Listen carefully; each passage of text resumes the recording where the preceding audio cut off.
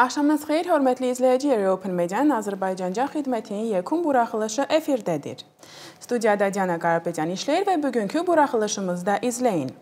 Paşinyanın sülh mesajları və büdcə müzakirəsi keçən həftə Baş nazir Nikol Paşinyan bildirib ki, büdcə Ermənistan tarixində ilk dəfədir ki, bərqərar olmuş sülh şəraitində müzakirə edilir.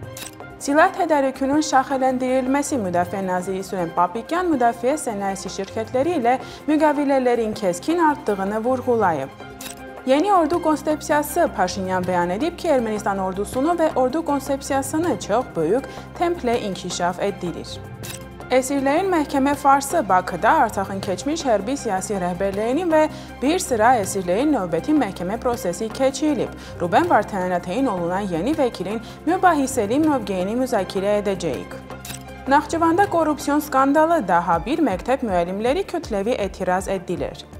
Aliyev bu dəfə Hürriyyət qəzetinə qarşı çıxdı. Xəbər agentliyinin ofisində axtarış aparılır. Və erməni mədəni irsin qorunması işğal altındakı Mardoni şəhərindən yerləşən müqəddəs Böyük Nərses kilsəsinin son 2 ildə zərər gördüyü ilə bağlı fotoğraf yayılıb.